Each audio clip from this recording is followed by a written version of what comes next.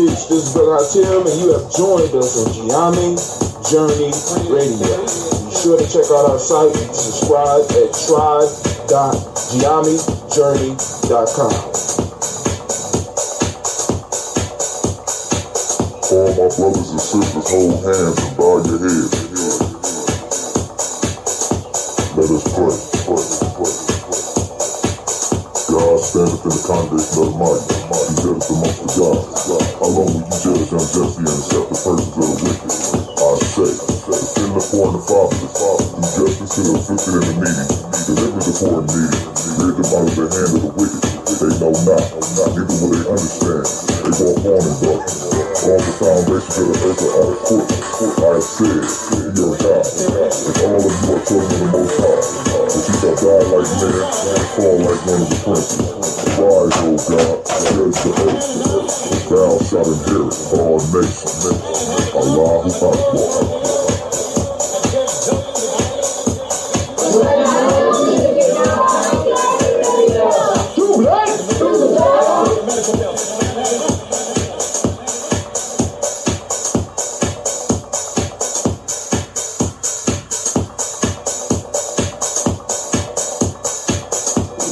This is Kadar Fritz, and you are now listening to Gye-Nyame Journey Radio. Keep up with the journey. Check out what we have done in the past. Go to journeyarchives.com.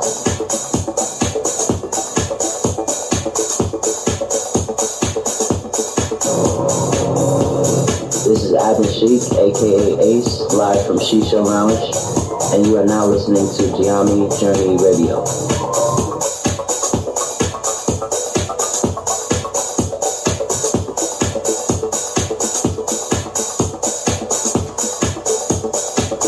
Be sure to follow Gye-Nyame Journey on Facebook, Google+, and Twitter. Check us out. Join the journey.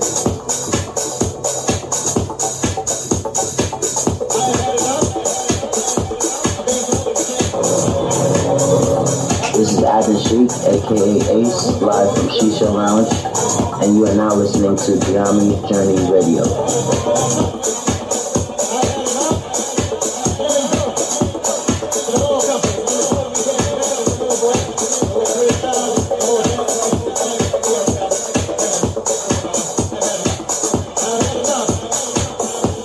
You are now listening to Gye-Nyame Journey Radio with Monica. Enjoy. This is Marina, this is Gye-Nyame Journey Radio.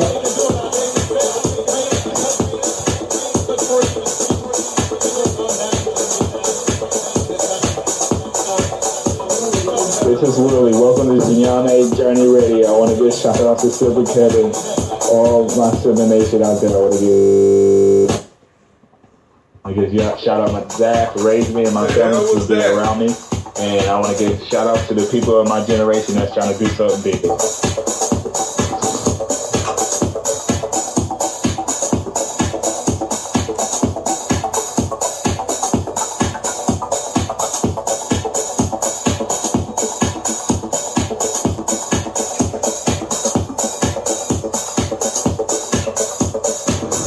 This is Cleveland, and you're listening to Gye-Nyame Journey Radio. Peace, Hotep. It's Mansour Hotep, aka Mr. Deity. Mr. Deity, does it sound good? I think it sounds great. Right now, you're listening to Gye-Nyame Journey Radio. If you're not adding anything to the culture that you claim, you don't deserve to carry his name. This is Brother Hatim coming at you live, and you are now listening to the Gye-Nyame Journey Radio. Shouts out to the Gye-Nyame tribe, Gye-Nyame family. Stand up. Peace.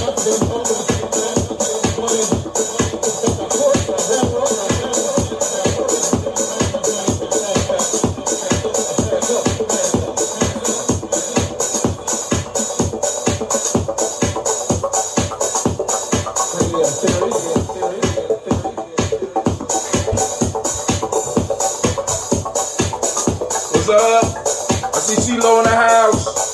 Somebody else is up. Who else is up? It's about to go down tonight. Yes, it is. Shouts out to the listeners on Spreaker. If you're not adding anything to the culture that you claim, you don't deserve to carry its name. This is Brother Hatel coming at you live, and you are now listening to the Gye-Nyame Journey Radio. Shouts out to Gye-Nyame Tribe, Gye-Nyame family. Stand up. You are now listening to Gye-Nyame Journey Radio. Peace.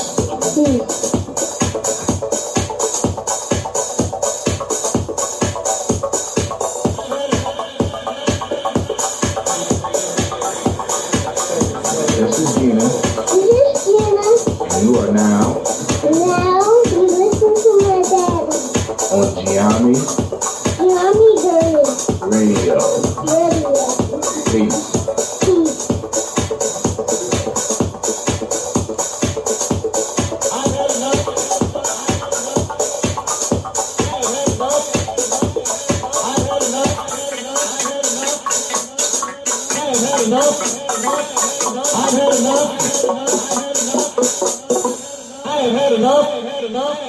I have had enough. You heard it. You heard it. Welcome to Gye-Nyame Journey Media. Of course, you know this is folk tales for grown folks, so put the kids to bed because there's going to be some cussing going on tonight. Might be some arguing and some falling out, but it's all in love. Because family, in order to build, we got to sharpen our swords. And our swords right now are our intellect. Eventually, we'll start training with other swords and things like that. But hey, until then, we got to keep the mind sharp. So, of course, you know this is a Heart of a Simple production. Where we strive to blow up your old paradigm.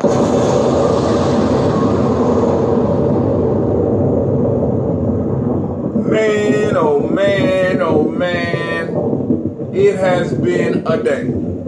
Yes, it has. I need a glass of ambrosia. Hopefully it has matured, but you see that? This is how you know your stuff is good. This ain't even the best of batches, but somebody been sneaking drinking my ambrosia.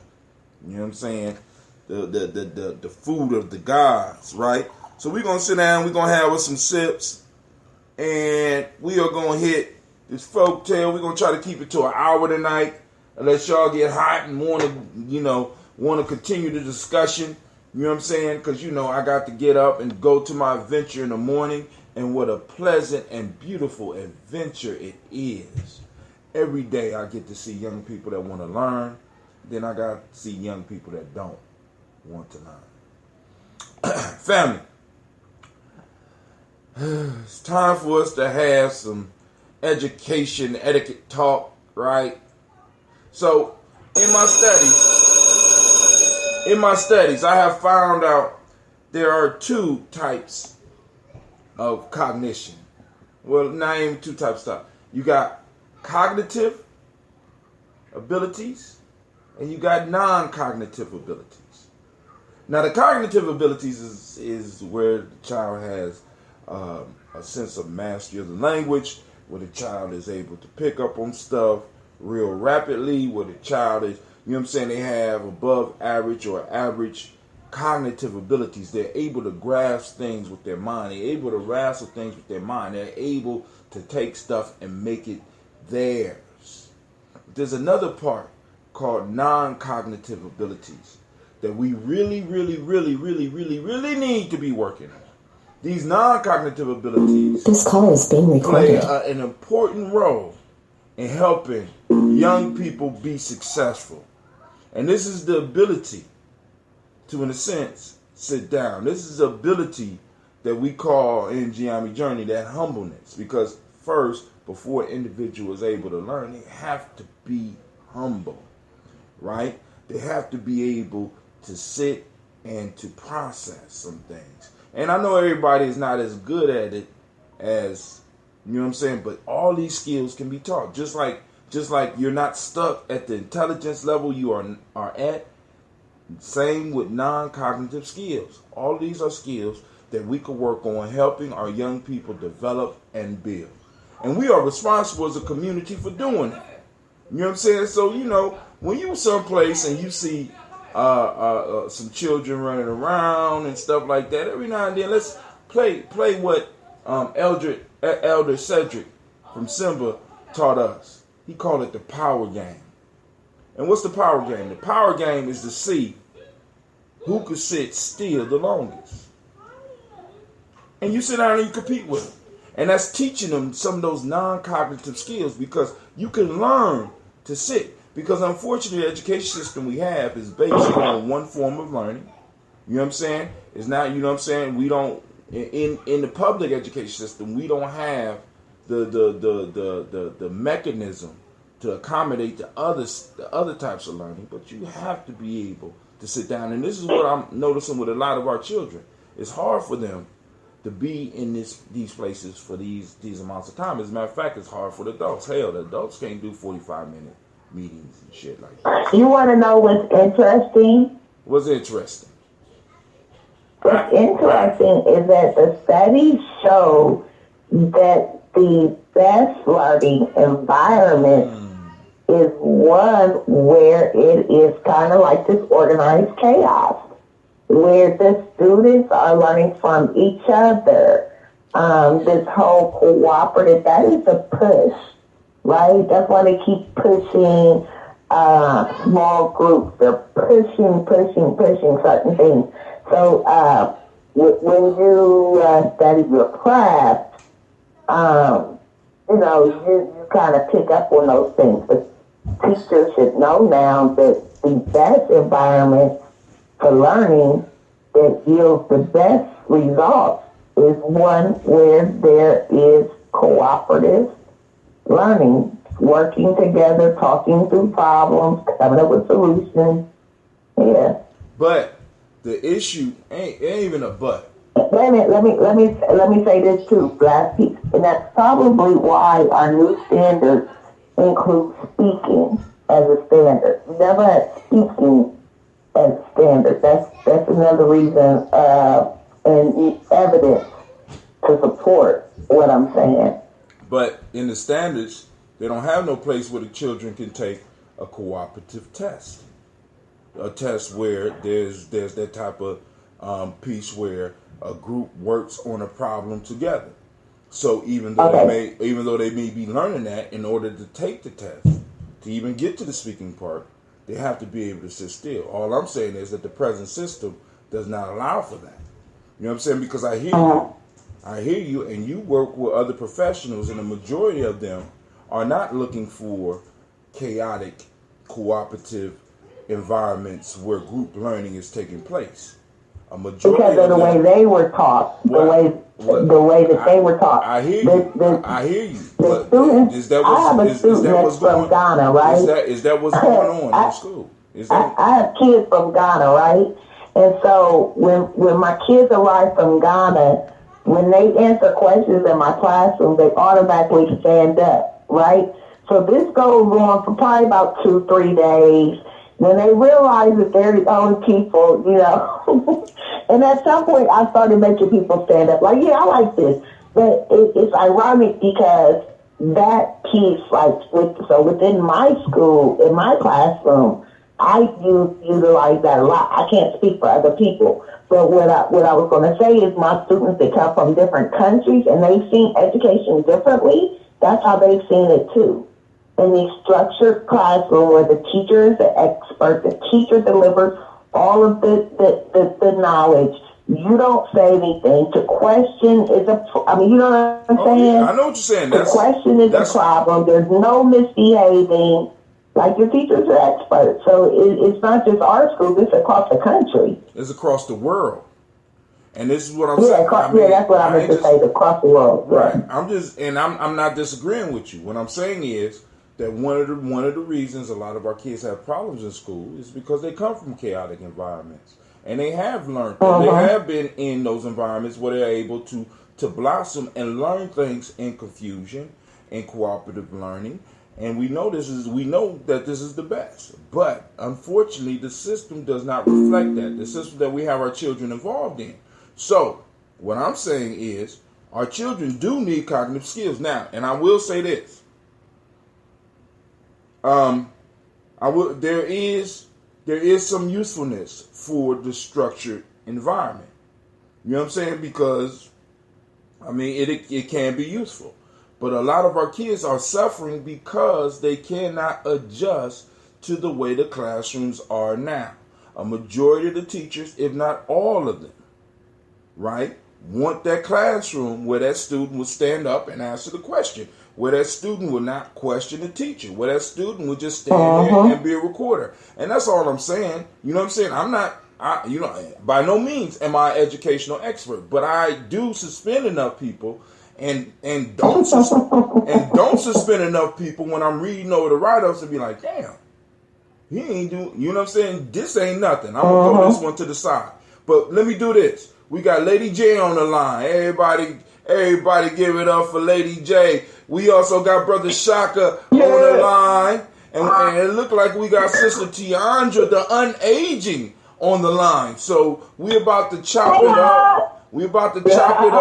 We got room for more. Those of you that are bold enough to call in, those of you that are daily toasters that want to call in and drop your comments. So now, as I usually do, I'm going to open it up. But family, we need to keep it short because we want to get into this. I want to try to pack everything we got into an hour. And remember, the goal of Folk Tales for Grown Folks is to have a grown folk conversation around these folk tales and extract the lessons that's in it for us. We don't have to agree.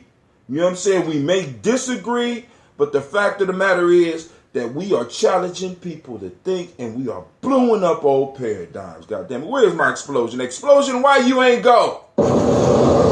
Always late. Can't have mystical animals because they always want, you know what I'm saying, sitting over there eating. God damn it. All right, so, Lady J, well, you already went. Sister Tiandra, you got something you want to open us up with? Well, to be honest, I didn't hear the hotel. I'm just calling in because I'm going from between here and there. But I know y'all talking about something I'm passionate about. Can I just get the quick run through? You don't have to read it. Or if that's not fair, I understand. So if that's the case, I don't want to jump in without knowing what I'm like. Well, no, this is like shouts out. This is about activities that might be going on. This might be about your philosophy of life. This is just intro. So I started off talking about cognitive skills and non-cognitive skills. And what studies have shown is that for kids to be successful in the school environment that we presently have, and Lady J let me know that the studies have shown that children learn best in a sense of unstructured, cooperative learning environment. But what I was bringing up was to be successful in this present environment. To be successful in this present environment. Our children need cognitive skills, which is the basic, thinking and all that. But then there's the non-cognitive skills. And the major one is being able to control themselves in an environment and be able to focus on the teacher. For sure. You know what I'm saying? Yeah, no. Okay.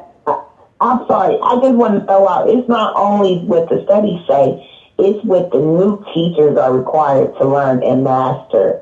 So what happens is the way teachers are being taught has changed, right? So the educators who are already in the classrooms, who are not taking new classes or, doing anything new, they may not know. Wow. But the new educators coming out are getting a new dose of information, and that's part of it. I hope they're ready for it.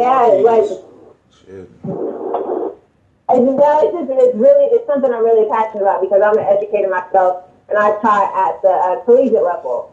And I also write curricula because I have a master's in that, and that means that I know what I'm talking about. And it does me.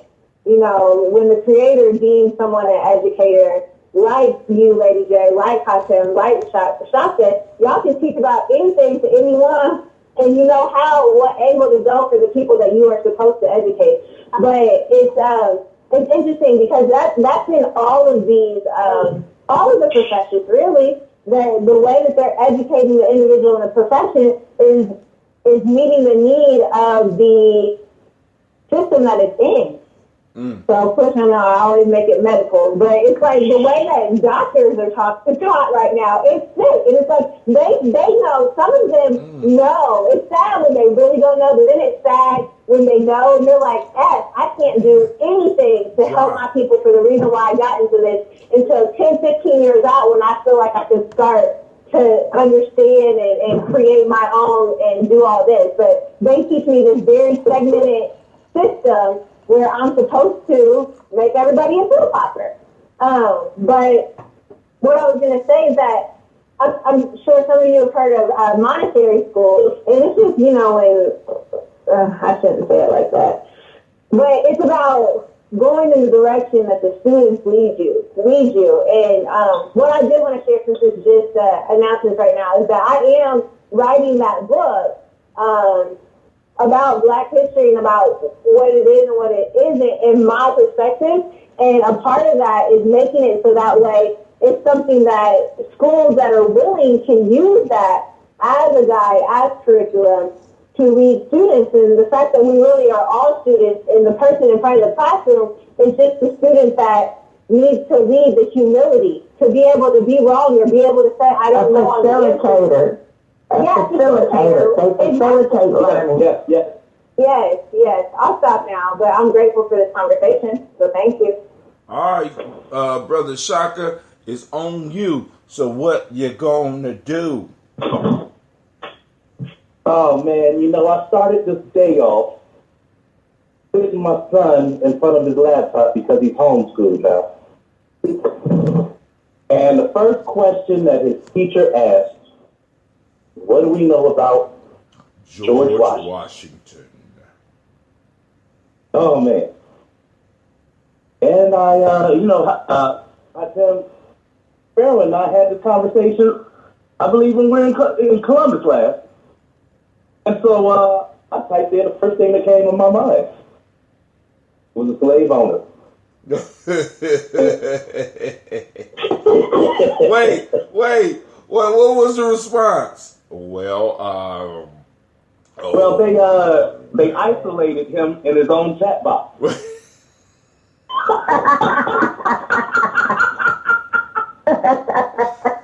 Damn, we can't escape detention for nothing. He was in online peak. God damn.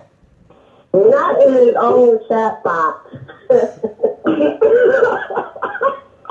So listen here. You just playing, right? I had an hour-long conversation with his whole administration, and up to the principal. And the conclusion of that conversation was me telling his principal, Mr. Donatelli, you need to widen your scope. And then I quoted Bruce Lee. And I said, it's like a finger pointing the way to the moon. You ain't slap on. Did you slap him on the head? You ain't slap him on the head, did you? Oh man, come on now. I mean, this was a telephone conversation. That would have been great just for effect. But I said, don't focus on the finger, or you'll miss out on all that heavenly glory. You know what he came and told me? He said, well, see, that's what I'm saying to you, is that if you keep using words like that alludes to religion, we can't even have this conversation. Oh my God.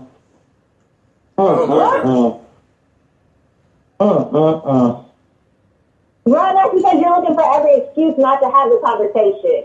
Not because if Billy Joe, whatever, comes and says, oh, your school, we're going to donate you, and we just love Jesus, and Jesus just led me to donate all this money to you. You're going to say, amen. Thank you, Jesus. That's what the government says, so stop playing that shit. Exactly. This man told me that, he had two teachers and their researcher in the same room. He says that, so we have 50 cumulative years of educators in this room right now. adding up the years that the individuals, I get it. But you telling me that in all this time and the 50 years of education that you got in that room, none of y'all knew that George Washington was a slave owner? They hung up on your ass. This is just, I don't even know what word I'm trying to use. You cannot be serious. Oh man, this shit is. He told me he's obligated by. So it's not that your son caught them off guard and said the truth that he owned slaves. They're trying to say that that's not true. Yes. Get out of here, Shaka. Shaka, get out of here. I don't Shaka believe started that. some shit. He just needed something. Shaka, stop. No, I promise you. Listen. I'm about to block you, man. Stop it. They didn't say that. With 50 years of education. Yeah, flag on the plane. Oh shit, we got the documents. You need to call and get this straight, because I need you to tell the people the truth. Were they offended that was the answer that your son came with, or are they trying to say that he was wrong? He gave false truth. So what I would say, Sasha, is that you don't need to call. Listen for a second. This is serious. It's serious because this is bullshit, and it's not going to happen anymore. But we're going to be strategic about it and be nation builders and be warriors in the way that we address it. And so you will not call and have the conversation verbally because there's no account of it. What you will do, and what I will help you with, is to write something very intentional and very articulate in their vernacular, that they will understand what they're doing. And you can't, and I will write it in a way to where you have to address it and you have to make some changes. And it's not at the expense of my son's education either. And so we want to be about saying something. There is a book that I just read to my students, and it is it was recently published, popular book, and it's called George versus George. It's a picture book, and it says that George Washington was a slave owner, and it talks about his plantations. And this is a very popular book used in social studies curriculum right now. Hey, that's why I'm confused. Don't be exactly. We'll reference it, and we'll let the publisher know that that book, that there's a school that doesn't believe what they have as truth in their history book. Right, for all the different programs that have it. So that's great. So we'll reference that. But it's in the textbooks. It's in the textbooks, just like the new textbooks also have the Outer Africa theory in it, right? It shows a map of the world. It shows where life started on Earth. It shows where it went from there, and it shows that Europeans were the last people to arrive in Europe. That people were all over the world before people made it to Europe. So they, this whole idea. But that's like the beginning of the social studies book now. Hold on. Sister CeeLo say, all right, cool, they're not satisfied with that. Then say he had his slaves' teeth pulled to make false teeth for himself. And then she said, didn't he catch pneumonia that led to his failing health and death out having sex with an underage girl, 14, in the barn or something to that effect? Damn. Okay, so Shaka's about to get banned from. I agree with Tiandra. This is a discussion that needs to be put on paper and documented. You know what I'm saying? Well, here's the thing. Is that one of the administrators that called me back, who's ready to follow up on this, and had an hour-long conversation with me after the fact. She actually lives in Westerville, and she gave me her number.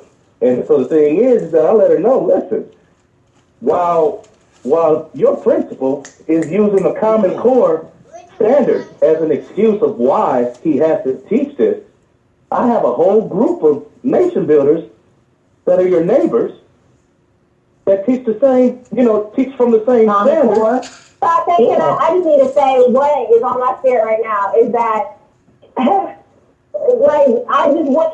wouldn't trust, I wouldn't confide in. That's a ploy. Okay, you're a female that, I'm going to have you reach out to him and get the number. She's going to have a conversation and understand and try to, get you, subdue you to be like, oh, it's okay. Or we're doing all that we can or whatever the fuck. Especially if she's a white woman. Let's just be cool. But if she's a black woman puppet, no, we're not fucking talking to her.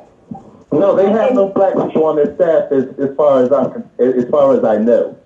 Yeah, no, because then the white woman would be like, and then he touched me, and I was just trying to tell her. Or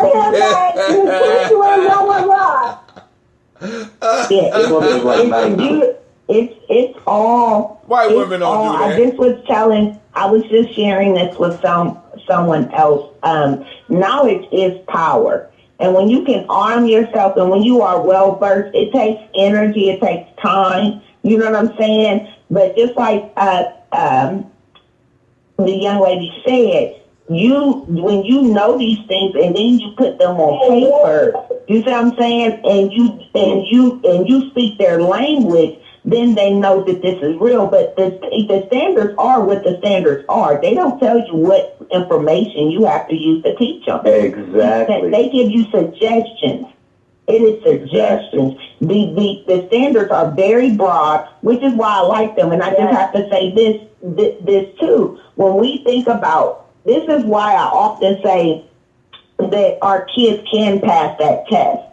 Our kids are capable of passing that test. I've seen the test. I've seen what thought went into producing it, what their rationale was, and I was excited because it is something that our kids can and will do. But in order to do so, one of those things that we must, parents must arm themselves and know what their students should be knowing, learning, but also it's going to take people to change their teaching practices.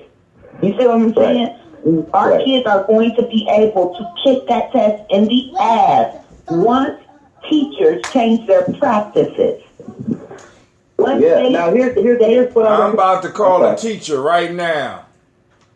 I wish you would. We're hiring. No, she ain't. I'm talking about educators. Here's what I recommended. They asked me. They said, Mr. Hasbury, what is the light at the end of the tunnel? What is it that you really want to see? I said, number one, I need you to understand that I've already written a 7-page letter or a 7-page essay that regards Common Core erosion. And the piece is that the Common Core system does not work unless it is interfaced with the household. So the fact that this is an online school, I'm saying this to you, is that when you have parents or students who you feel are out of your scope or are working out of your scope, you should be able to press a panic button and somebody like me appears on their computer screen. You know what I mean? I mean, at the end of the day, if you're going to do this education like this, you need to have somebody who's set up as a catcher man, who's able to deal with those types of questions if it is too explicit for the rest of the classroom. And that's why they put him in his own little box, because that teacher was not ready to deal or respond to... Hold on. So I think my big sister is on the phone. She's known as the teacher. You know what I'm saying? We're talking about challenges in education. We're talking about the pluses and minuses of, before we get into the folktale. And Brother Shaka had an issue far as an online school because they asked about George Washington. Are you there, Janice? Yes, sir. What's wrong? You all right? Yeah, I'm okay. Keep going. They asked about George Washington. Go ahead. They asked about George Washington. And he said, tell us what you know about George Washington. And the response was he was a slave owner. And they isolated his son. Basically, they put him in... hold on. They put him in Peak Online. And they put him what? They basically isolated him from the rest of the group that was having the discussion. And Shaka had to call the administrators, and the administrators basically told him that what he was talking about was not factored. We're talking about how he should address this issue to this online school.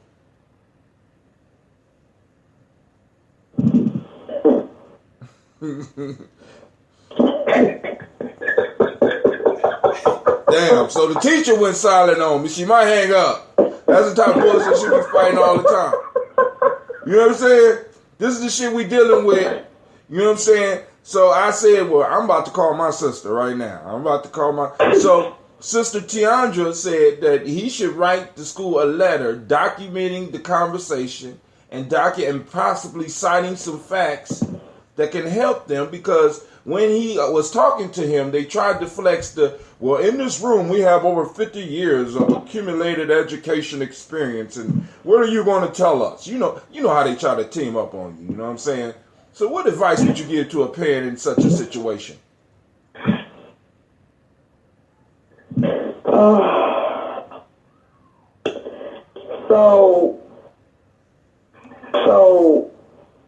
Oh, wow. So, philosophically, let me just share that I just think that a whole lot of education, especially for kids, I just think a part of it is actually building rapport with humans.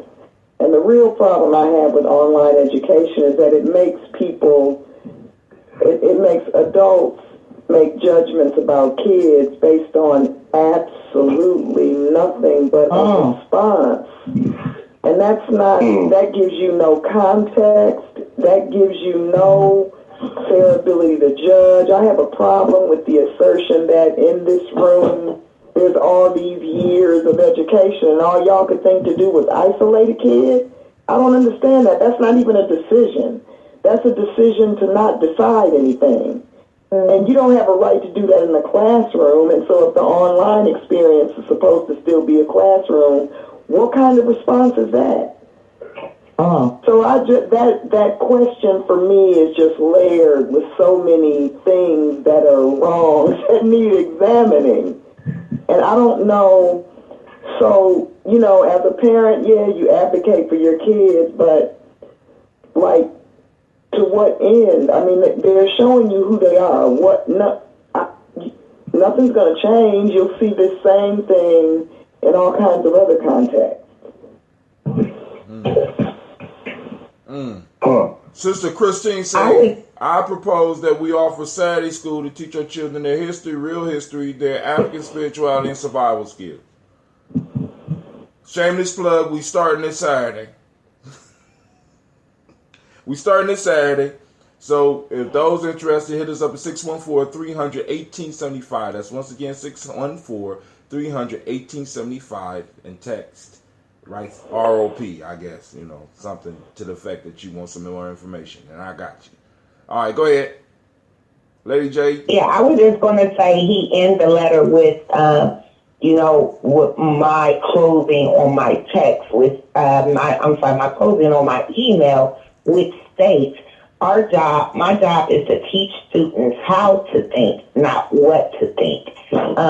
That is the goal of teachers. That is what a teacher is supposed to do. So the fact that they are trying to teach your son how to think, what to think and not how to think is a problem. And that goes against, the principles of education. And I agree with what the caller said that I too second some of her what she said about online education. But this is a message-based system.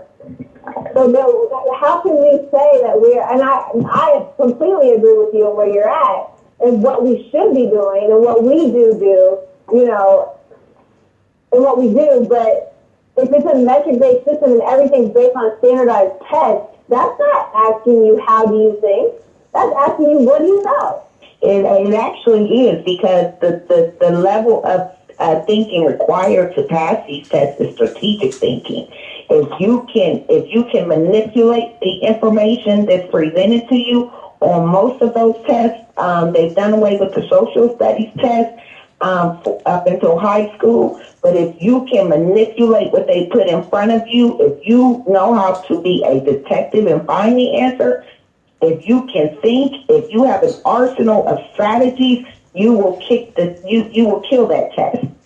Sure. And I guess I definitely agree with you. And that's how I've seen it so much, right? And I've seen students succeed that way. But I guess I'm talking about after high school. I'm talking about ACT, SAT, and up until there. All of that is strategy. Yeah, in my eyes. I can't predict what's going to be on the standardized test because it changes every year. And I agree with you, but we're not teaching our students strategy though. And that's exactly I'm agreeing with you. And guess what? Every week when I go to my TBT, my teacher-based meetings, when I sat on panels at Otterbein University speaking with teachers before I was ever a teacher, that was my question. You guys are lamenting about a test. Why not teach strategy so that and this is the same way we teach our children. We don't know what they're going to face out in the world. We give them strategies so that when they come up against those obstacles, they have the tools to overcome them. We don't know what they're going to face, but hey, here's an arsenal. Unleash it. That's the challenge. You said our children. A lot of the educators, a lot of people that's in here and teaching our children when I just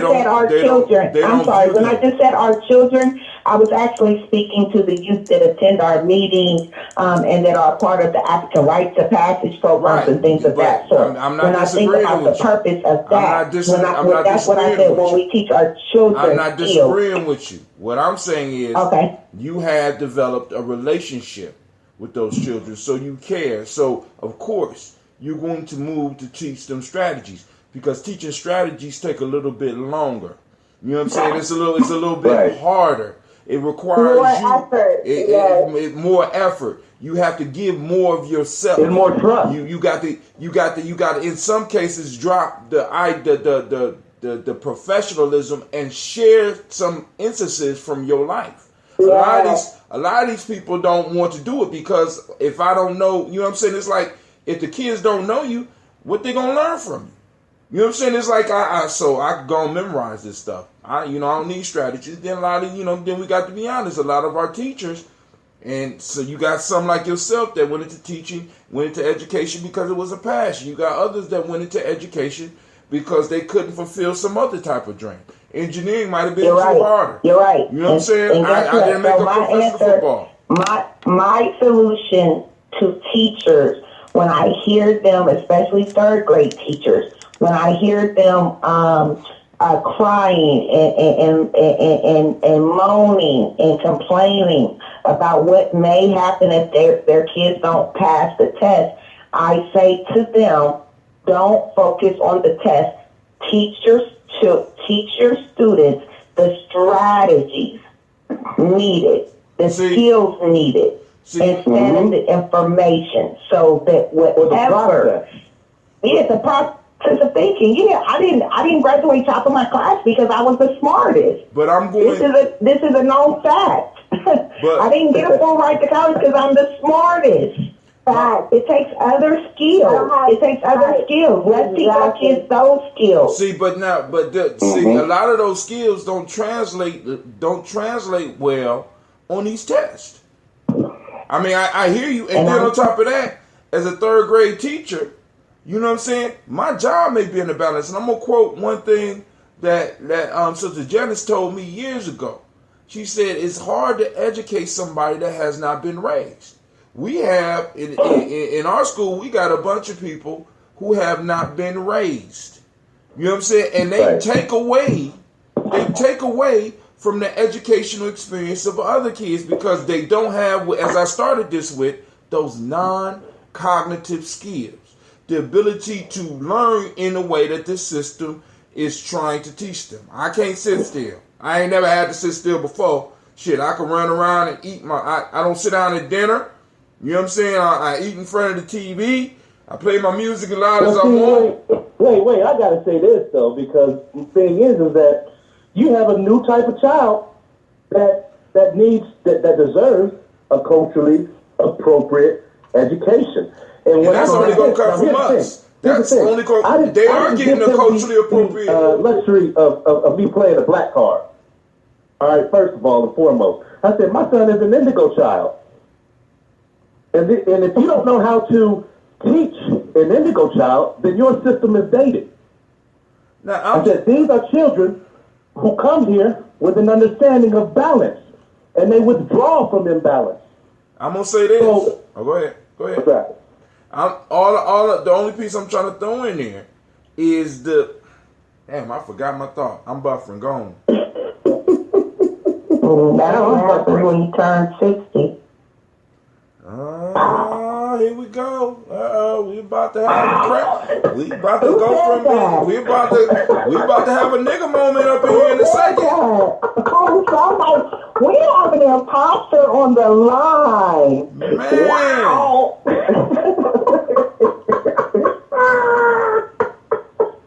I can't even remember what I say now. I don't know why people open doors and then be surprised when folks walk through them. Well, family, I'm going to just say this. This is what I was going to say. They are getting a culturally, we about to get to that. They are having a culturally appropriate education. It's just not culturally appropriate for us. Right. You see what I'm saying? We get mad because they're not getting, but for this system, for where we are, they're getting a culturally appropriate education. And what we have to do is we have to find ways to supplement, either replace or to supplement what our children are getting. You understand what I'm saying? I got one last thing. No, you don't. I got one last thing. No, you don't. We send our kids to school for schooling. We educate them at home. So there's definitely... So why am I paying my taxes? I want my tax money back, goddammit. But go ahead. Well, you're sending your kids to school for schooling, and you're educating them at home. One thing that my professor, I think I went to the most expensive school. I'll die, and I'll come back, and I'll still owe money for these student loans.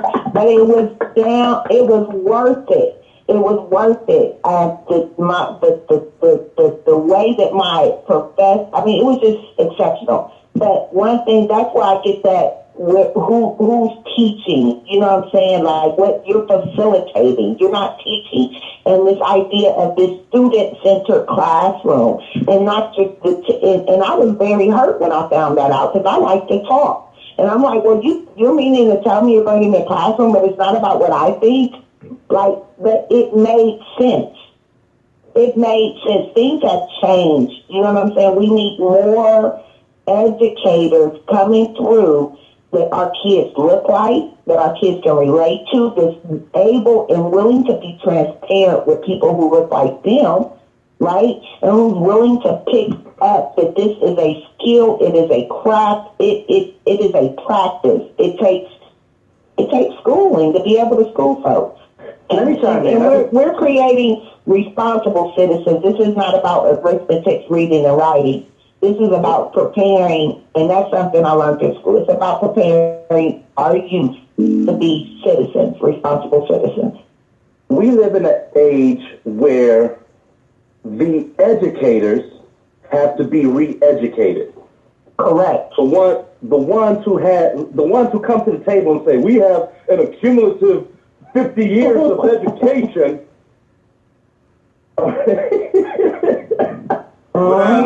That's more of a shut-up strategy. That's a shut-up strategy. They're outdated. I hate to say it. You need a refresher course. But those are let me flip it though. Let me flip it. If you were given the opportunity to retool, and you had to retool in their environment, what would your response be? Who, me? I don't know. The room. If they said, the Common Core standards demands that, you, the educator, must retool, and for us to come into this blanket idea of what to bring into the classroom. And part of that is we're going to teach a new way of doing math with this lattice stuff. Do y'all do that? For somebody on the outside looking in, the Common Core piece, this is the flavor of the month. In 3 years, they're gonna have some other shit. I'm just telling you. That's just my belief. I ain't no shit. I'm just like the flavor of the month. But I could be wrong. I'm not an educator. I'm a suspender. And that may be the case, but the thing that's not going to change. I hope one thing that does change is our assessment piece. There are states all across the country who do not use a formalized, standardized test to assess their student knowledge. There are schools who actually use portfolios and things of that sort. So I would hope that is one change. But one thing that will remain is that there will always be a standard. And I believe that is necessary, especially necessary for teachers who don't teach kids shit. They continue to get their paycheck. They continue to get a pay raise, and their kids don't know how to read. They can't pass any type of test because those teachers are not vested. They don't have any type of investment, right, in our youth. And so those teachers, if there were a way to make it so that their pay, across the board, unions are not going to vote on this, but I would be in favor of that because I've had bad teachers. I've seen bad teachers. I know a teacher who is afraid of black students, and she works in a school that is 90-something% black. Hey. Why? Hey. Because a percentage of her loans are going to be forgiven for her working in the urban district. Once again, use a black man for wealth. She can go to a suburban school. And I promise you, this woman said out her mouth that she was afraid of the children, that they said things that made her cry, and that she could not relate to them because she had nothing in common with them. And I looked at my coworker and I told my coworker, I said, if this woman says one more thing about people who look like me, she's going to regret it. But that is the case. And people like that should not be able to keep their jobs in our district. But what needs to happen is, again, we need educators. We need parents to stop telling their kids that it's a bad idea to be a teacher because they don't get paid. We need infrastructure. We need people to go into those positions and fulfill them. But we still have this stigma about teachers and how your kids shouldn't be a teacher because they don't get paid. It's bullshit. Excuse my language. Well, they don't get paid. I mean, but it goes full circle because what Hashem opened up with is humility. I mean, in this place where it is a certainty that the group that I spoke with today deserves to retool, but I told the principal himself, you lack the humility. You lack the humility to learn. Yeah, I don't got nothing. He'd be like, I ain't got nothing to learn from you. Basically what he told you. I ain't got nothing to learn from you. You need to learn from me. You need to shut up. That's how they do. You know what I'm saying? That's how that's how they do. All right, so here we go. Because I ain't trying to stay on here all night. I love y'all. I ain't trying to stay on here all night. The goods and the ills. The folktale of the day. All the goods were once driven out by the ills from that common share which they each had in the affairs of mankind. For the ills, by reason of their number, had prevailed to possess the earth. The goods wafted themselves to heaven and asked for the righteous vengeance of their persecutors. They entreated Jupiter that they might no longer be associated with the ills, as they had nothing in common and could not live together, but were engaged in unceasing warfare, and that in an indissoluble law might be laid down for their future protection. Jupiter granted their request and decreed that henceforth the ills should visit the earth in company with each other, but that the good should one by one enter the habitation of men. Hence it arises that ills abound, for they come not one by one, but in troops, and by no means singly, while the goods proceed from Jupiter, and are given not alike to all, but singly and separately, and one by one to those who are able to discern them. Did y'all get that? I wasn't ready for none of that, Hatem. I got to be honest with you. No, for real.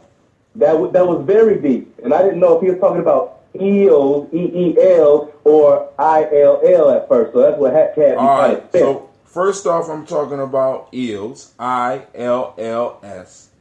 Sicknesses, fucked up stuff. You know what I'm saying? And goods. Yeah. So I'll read it again. All the goods was once driven out by the ills from that common share which they each had in the affairs of mankind. For the ills, by reason of their numbers, had prevailed to possess the earth. The goods wafted themselves to heaven, or went to heaven, and asked for the righteous vengeance on their persecutors. They entreated Jupiter that they might no longer be associated with the ills, as they had nothing in common and could not live together, but were engaged in unceasing warfare, and that an and that an indissoluble law might be laid down for their future protection. Jupiter granted their request and decreed that henceforth the ills should visit the earth in company with each other, but the goods should one by one enter the habitation of men. Hence it arises that ills abound, for they come not one by one, but in troops, and by no means singly, while the goods proceed from Jupiter and are given not alike to all, but singly and separately, and one by one to those who are able to discern them. Ooh, I get it. So share it. Ladies, any ladies want to take it first, or do I have permission? Hannah, it's quiet, man. Go ahead. I mean, I hear the ambrosia pouring. Man, listen here. To me, what you just read it reminds me of something that I've been saying all along. We've had this conversation time and time again, the difference between a warrior and a soldier. When you look at the good as, you know, as this warrior, warriors move along, and they take their cues from the Most High or the universe. However, the soldiers need a commander. That's why they move in troops. So when you look at, you know, our army, and when I say our, I'm talking about this American thing, versus people like you and I who are doing trench work, and we are out here. Sometimes we feel like, you know, our work depends on us, because if we don't go out and do it, we know for certain that it's not going to be done. The good must make their presence known, and sometimes that means that we got to make some noise. We gotta we gotta make our mark. We got to leave our imprint. We have to make them know that we have something different inside of us. Not only do we have a different objective, but we're not even torn from the same cloth. And so when we move in that way, even still, it is through our humanity that we're able to show mercy among the ill, because we understand it. And so, you know, you can look at even, you know, this story that we've learned since we were yay high, you know, about how Jesus was persecuted, and on the cross how he said, you know, Father, forgive them, for they know not, you know, and we have to identify with that in the sense that they don't, nor do they care, but it is because of our work that they are permitted. And it not only our work, but in this story, our obligation, based on our request, to be able to walk this and to do substantial work. Okay. Anybody else want to hit it? Because this one, I ain't going to say it got me stumped. But you know, I got to say something. So y'all better get it before I get it, because I'm going to tear this motherfucker up. I'm sorry. You just said they had you stumped. I'm confused. Well, just because I went to the Ohio State University. He had an Ali moment. No, I'm not confused. I went to the Ohio State University where I learned how to unstump myself. I have no choice. What are you hazing yourself? Huh? I haze myself. You're goddamn right. This is a haze. I done beat myself. I done made it. You know what I'm saying? So I'm going to unstump myself. You know what I'm saying? Shit. So my question is, did Jupiter grant Jupiter gave them just what they asked for? Gave them exactly what they asked for. Was it what they wanted? Yeah, he said, well, let's put it this way. They said they was engaged in unceasing warfare, and that an indissoluble, something that can't be broken, law might be laid down for their future protection. Jupiter granted their request and decreed that henceforth, so their request was granted. He gave them exactly what they asked for. So was it because they drove them out as a group that they had to return alone? No, they returned. Well, let's put it this way: if you in the beginning of the story, if you listen, it was always more ills than good, and ills outnumber good. So now, ills are able to travel in packs. Good can only travel one at a time.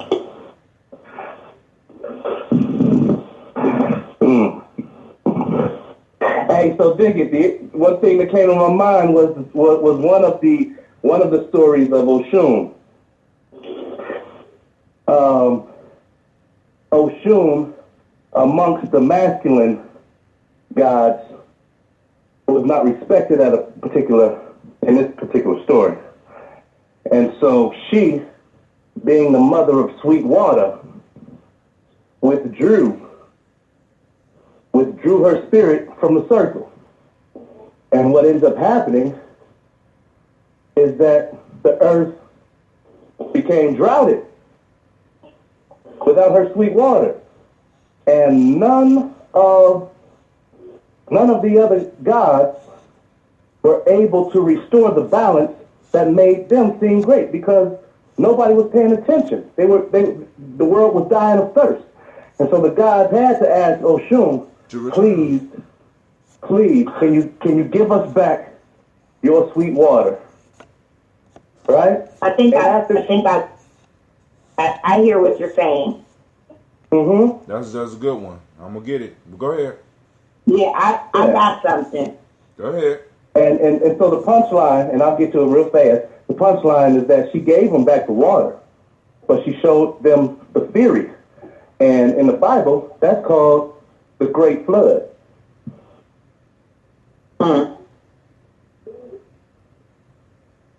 Go ahead, Lady J. All right. So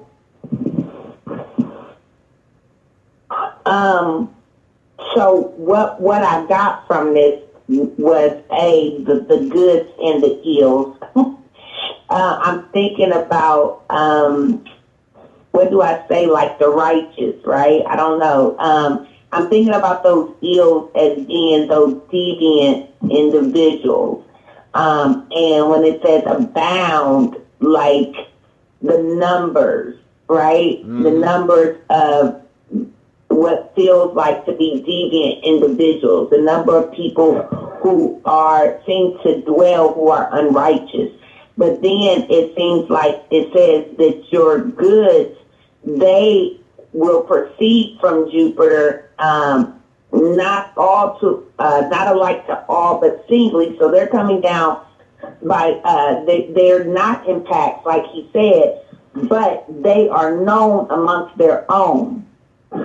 So those they have to come down one by one, and though they are not the majority, right, they will be able to recognize each other within this realm of all these ills, right?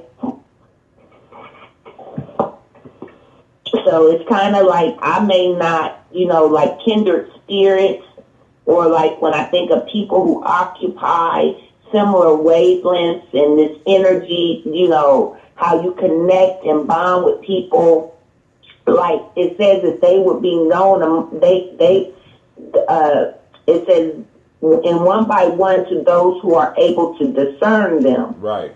So only people like them are going to be able to know that you are like me, that you are not in ill. I'm thinking about a zombie apocalypse or something. I don't know. Some type of movie I watched where you had the zombies running around and you kind of had to figure out, like, okay, are you a zombie or are you a good guy? You know what I'm saying? Like, how do I know? Like, they'll be able to, the goods will be able to identify each other. Absolutely. They'll be able to reconnect, even though they came down one by one. All right. And you know what? That to me reminds me of, I was listening to an indigo child, a young adult, explain what it's like to be an indigo child. And it's the same thing he just said. All right. That's all. All right. Sister Janice, you want to hit it or you want me to go? You go. All right, here we go, family. Check this out. Now, first thing this thing confirms for me is that life has been fucked up for a very long time. You know what I'm saying? Now, I mean, really, because when you think about it, human beings, although we feel we have advanced, in many ways, human beings have remained very much the same, right? And back in Aesop's day, the same thing he perceived is the same thing that many of us perceive. You know what I'm saying? Because we even talk about death and bad luck traveling in threes and shit. You know what I'm saying? We up to this day, we still talk about that.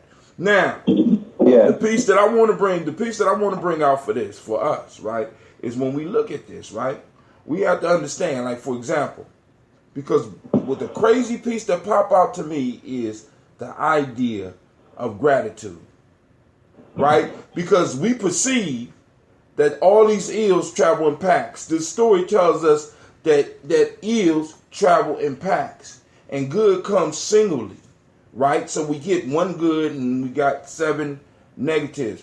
But you get good and you got to be able to discern the good. Many of us have not honed our ability to discern the good, so we miss out on the good. And because as human beings, we have been trained only to look for ills, because the ills, by us looking for the ills is what kept us alive. By us being able to perceive ills, we still, up to this point, up to this day, even though we are not being hunted by wild cats and bears and shit, we still look for the ills.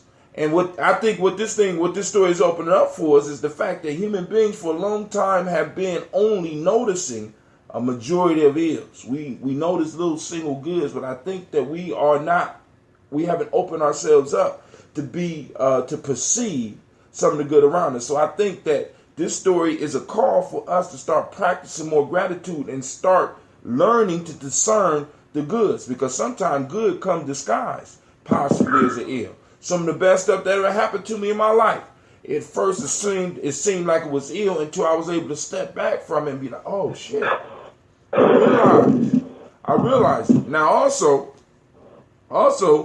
when you look at this story, man, I mean, this story talk about good and evil being good and ill being at war. You know what I'm saying? I mean, it's a conflict, and they can't exist together. So, you know, and it kind of brings me back to our situation. You know what I'm saying? We surround ourselves with people, and because we aren't able to discern good from ill, a lot of times we may be surrounding ourselves with a lot of ill.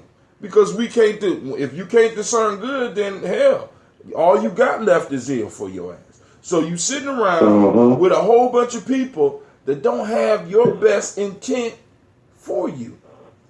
The best intent for you at all. And because you can't perceive the good, when the good ones come into your life as disguised as a human being that you know, we often miss it. I mean, I'm quite sure everybody in here that had that one relationship that you let go and be looking back like, what the fuck was I thinking? Right. You know what I'm saying? What you know what I'm saying? What was I? Why wasn't I able to respond to this individual in the way that I needed to respond to them, so that I, you know what I'm saying, could be in a different situation. I ain't just talking about romantic relationships. I'm talking about with certain friendships, because all of us have not been able to recognize good sometimes.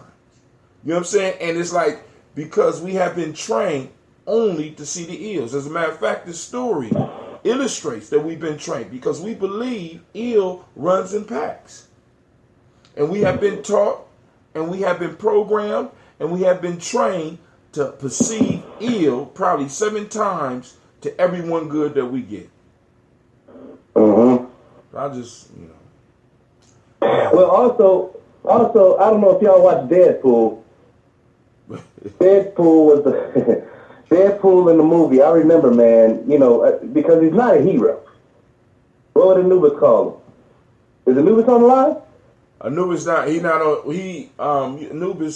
Anubis might be taking a nap, man. You know what I'm saying? He's the unsleeping one. He's the unsleeping one, so he got to go to sleep sometime, because Anubis be waiting for me when you know what I'm saying? So, Right.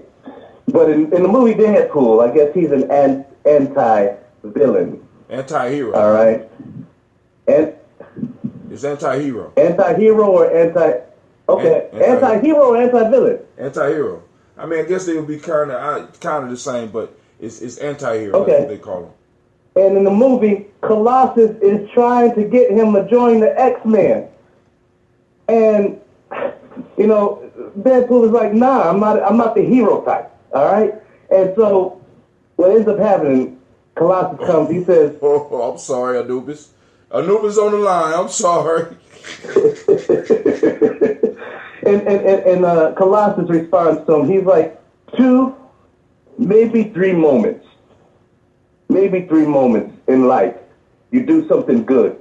And that's the life of a hero. Right? It's like 3 moments in your life that pronounces you as a hero. So I think that there's good in all of us. Actually, I feel like Martin Luther King already said it. He said there is a little bit of bad in the best of us. No. I'm going to misquote him. Y'all know what I'm talking about, though, right? No. Oh, my goodness. He says there's a little bit of good in the worst of us. And there's a lot of bit of bad in the best of us. I don't know how the rest of that goes, and I hope somebody can look it up, because I bet you that the punchline is profound, but I'm having a senior moment. Oh, you buffering? I'm buffering. It must be contagious. She said Tiandra said she with you, Shaka. All right. You know what I'm saying? And so, but the ills, right? And I think a lot of times, family, even with some of these ills, family, our ancestors have taught us that we could take pig guts and make chitlins. We could take a wild green and make, a wild weed and make greens. You know what I'm saying? We have the ability to take these ills and possibly, as Shaka said, see the good, the little bit of good in them, and extract that out of all of these challenges. Because really, when it comes down to it, family, we only change, we only grow in difficult moments. And those, you know what I'm saying, if we are surrounded, I remember people used to tell me about heaven when I used to go to church. And, I'd be sitting in church. I'd be sitting in church and I would be bored as hell. And they talk about heaven. Don't you want to go to heaven? And I didn't want to get slapped in the mouth, so I just shake my head. Yes, I want to go to heaven. But I couldn't help but to think, even in my young days, that sounds boring as hell. You know what I'm saying? To be surrounded by all good all the time, everybody doing, that sounds so boring. There's no challenge. There's no, there's no hero moments. You don't need a hero when shit is going good. You know what I'm saying? Really, when it comes down to it, you don't need a hero when shit is going good. You need a hero. A hero only could rise during those ill moments. The best of us can only come out during those ill moments. So good is necessary, ill is necessary. And I think a lot of times we get Mayat confused because, you know, I be hearing people talk about Mayat and I only hear them referring to the positive sides. And good night, Miss Tiandra. And thank you for joining us.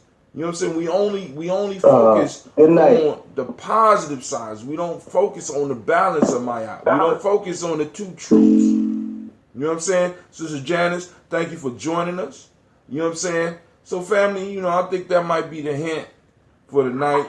I like this one, but this one, I'm going to have to, I think that we might need to think about this one a little bit more and wrestle with this one, because this one is an excellent one, because this one hits home for me.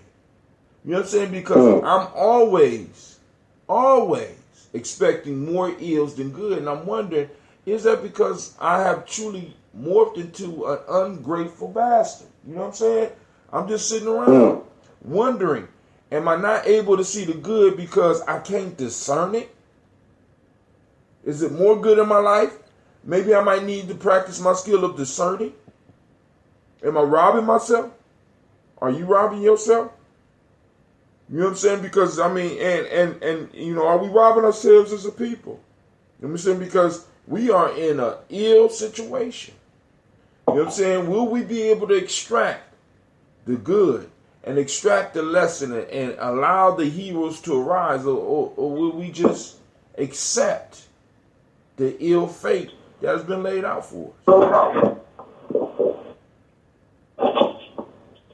So, I guess that's the challenge of the week, family. Let's wrestle with this. So, as I usually do, I'm going to let each of y'all go on and do your closing. We're going to start with the Lady J. All right. It's just the same as always. Just want to remind everyone that we are in the midst of the Great Awakening. Continue to work and do things in support of the movement. Read books, educate your mind, donate to a cause, volunteer your time. There's plenty of rec centers and things in the community, schools, trying to build classroom communities. Volunteer your time, volunteer your services, use your social media networks to enlighten and to inform. Remember, you know, those social media networks, those are our platforms. That is our opportunity to promote our own propaganda. Use it for positive. Don't be liking, sharing, and commenting on stupid posts that promote the negative stereotypes, that promote us in a bad light and a bad image. Promote those things that are good in the hood. Sign petitions, march and protest, participate in boycotts. Do whatever you can. I'm just asking that you do one thing every day. And remember, if we want change, we got to learn how to keep more of it in our pockets. That's about all, folks. Then next up to the mic is Shaka. Righteous. Let me just say this. I don't know if y'all witnessed what I just witnessed. At the beginning of this folktale, Hatem said, this has got me stumped. And then we made a joke about being unstumped. But what he just demonstrated in his unstumpliness is the difference between IQ and EQ. And in this great awakening, that is what's changing in the classroom, is that those who have the gift of emotional intelligence are resonating more in the classroom setting because these new kids are more receptive to that energy. And so I'll close and say that our Creator is so magnificent that He has already furnished the universe with answers to questions we have yet to fix our minds to ask.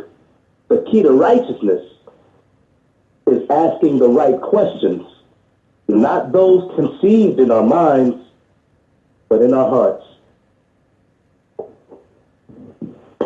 And as Marcus Garvey would say, one love. All right, family. I want to thank everybody. I want to thank everybody for coming out, taking the time to chill with us here on Gye-Nyame Journey. And I want to remind you that you are now listening to Gye-Nyame Journey Media. This has been Folk Tales for Grown Folks. I hope your children were listening. You know what I'm saying? This is Grown Folk Talk. And this is a Heart of a Simple production. But we strive to blow up your old paradigm. If you would, family, like and share, right? And I am out. I'm going to say great Kuji Chagalia to everybody for this day. And we are moving to Ujima, and I am excited to see you in the morning for the toast. And with that, I say peace. All right, Facebook. Peace.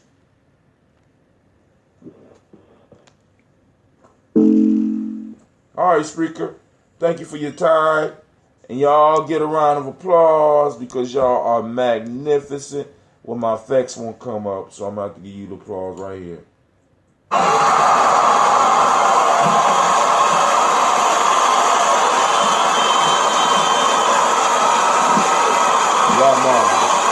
Fantastic. Just great. Thank you for joining us. And with that, we are out.